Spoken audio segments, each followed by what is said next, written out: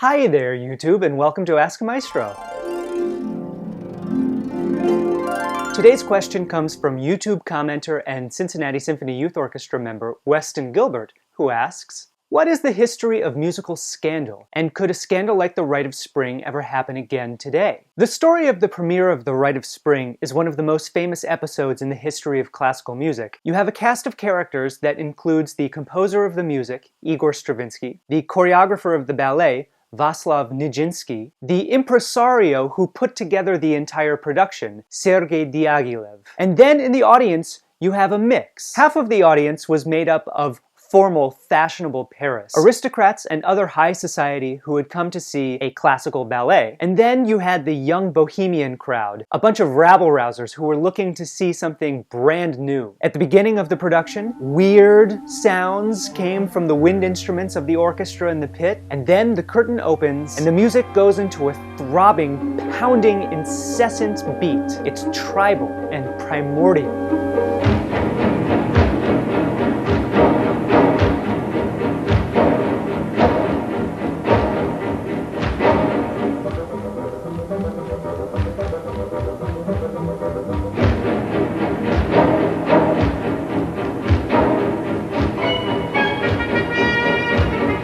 As soon as the audience figured out what they were in store for, they became restless, and arguments broke out, and eventually fistfights broke out. And the audience was making such a ruckus that the dancers on stage couldn't hear the orchestra in the pit. And you had the choreographer Nijinsky standing backstage shouting at the dancers their steps. And he's watching the conductor, the unflappable Pierre Monteux, who famously ignored the commotion in the audience and continued to conduct the orchestra and got them from the beginning to the end. And eventually the police had to be called, and this was a huge scandal in the papers the next day, and suddenly everybody wanted to go see The Rite of Spring. Now, this has become the most important legend in the history of 20th century music, but it's far from the only scandal to break out in our history. In fact, just 2 months before the premiere of The Rite of Spring, there was a concert that took place in Vienna organized by the famous modern composer Arnold Schoenberg. And it featured music of Schoenberg and his students and his contemporaries. There was Anton von Webern, Alexander Zemlinsky, Schoenberg's own music, and there was music by one of his students, Alban Berg. Now, Schoenberg was something of an iconoclast, and scandal had followed him throughout his entire career. But it wasn't actually his music that caused the uproar at this concert. It was the music of Berg. Selections from Berg's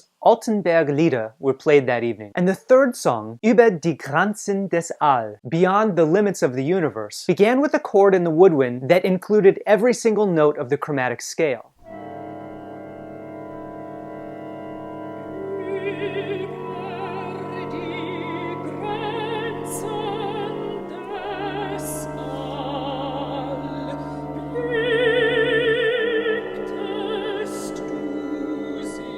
And this apparently was just beyond the pale for the audience. And people started booing and hissing and making a ruckus. And once again, there was fistfights that broke out between the more conservative faction of the audience and the more bohemian faction of the audience. So this model was not unfamiliar to the producers of The Rite of Spring. And in fact, Diaghilev, the impresario who produced The Rite of Spring, certainly knew about this concert. In point of fact, it looks like he did everything he could to engineer a similar outcome for The Rite of Spring. First of all, he lured in the fashionable conservative crowd by pairing the wildly new and modernistic Rite of Spring with the most conservative traditional ballet that he could think of, Les Sylphides, with music by Chopin.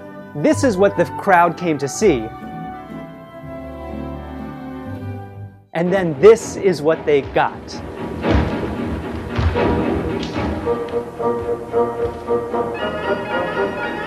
In addition to this, Diaghilev gave out tons of free tickets to his supporters and their friends and other bohemian artist types and students who he knew were going to be very passionate about the new modern sounds and sights that they were going to see. And he made sure that the members of these different cultural types were interspersed with one another. And these aren't the only scandals in the history of classical music.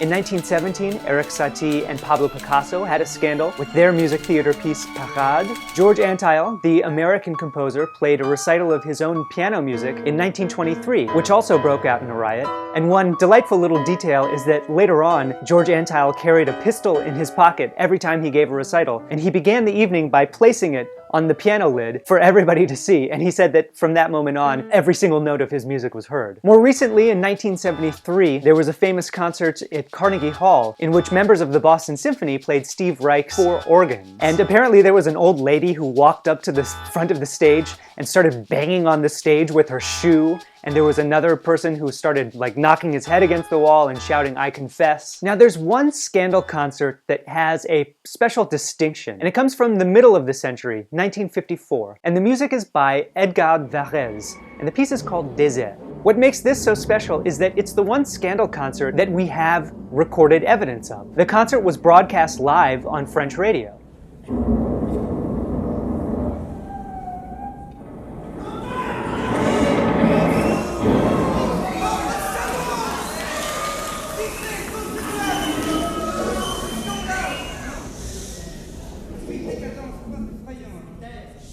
Now, I'll admit that it gives me a certain frisson of excitement to hear the unrest in the crowd and the arguments starting to happen, and I think that what is so compelling about these Scandal stories is that they enact familiar narratives: generation conflict and class conflict. And that brings me back to the second part of Weston's question. Could something like the Rite of Spring premiere happen again today? And I think that implicit in this question is the idea that it would be a good thing if a scandal like this happened again. The fact that the Rite of Spring looms so large in the consciousness of artists and audiences today has led to 2 things. One is that composers see this as a model to success, because the Rite of Spring was in the end a huge success, and of course it made Stravinsky's name on the international stage. So composers got into their mind that if they could shock an audience out of their complacency, they too would then be recognized for their genius, and they would go down in the annals of music history. But let's look a little bit closer at the Rite of Spring in particular, and many of these other scandals in general. Most of them were scandals that erupted at theatrical productions. The Rite of Spring was, of course, a ballet, and the response from the audience had as much to do